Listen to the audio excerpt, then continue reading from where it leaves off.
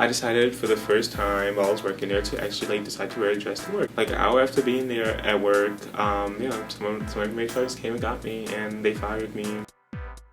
Trans people are tired of hearing about their genitals. Yes, Trans antagonism can sound like this. Trans women are in men's prisons, and what have you done for them?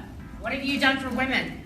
Lots of things. I've done lots of things too. You don't know my life. Don't sit down.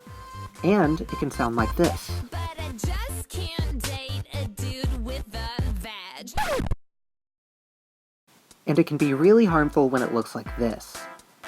So when people talk about, are trans women, my feeling is trans women are trans women.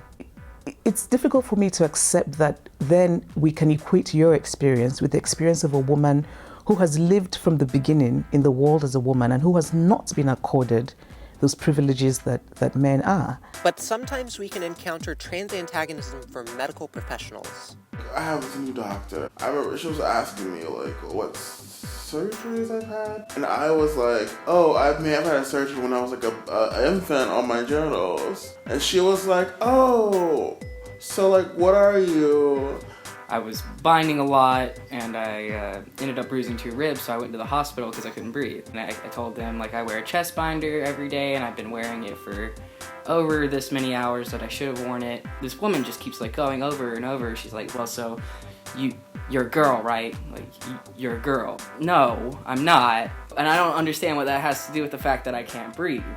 Even as our society has become more familiar with the idea of transgender people, there is still a lot of hurtful ignorance, which can lead to micro and macro-aggressive behaviors about our identities, appearances, and, yes, our genitals. Your private parts are different now, aren't they?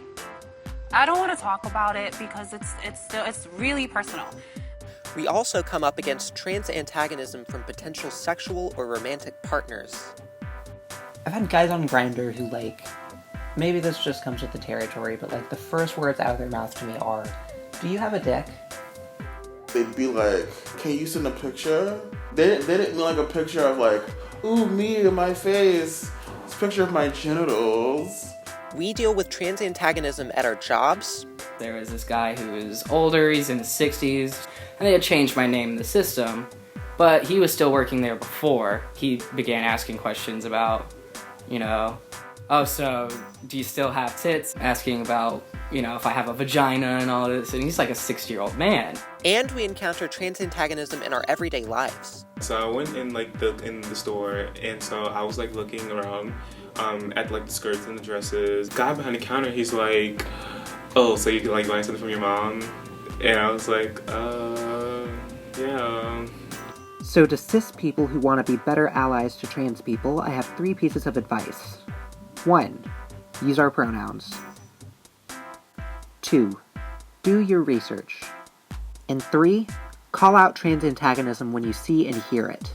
The preoccupation with transition and with surgery objectifies trans people, and then we don't get to really deal with the real lived experiences. The reality of trans people's lives is that still often we're targets of violence. We experience discrimination disproportionately to the rest of the community. And to cis people in general, we have an even simpler piece of advice. Stop asking us about our genitals.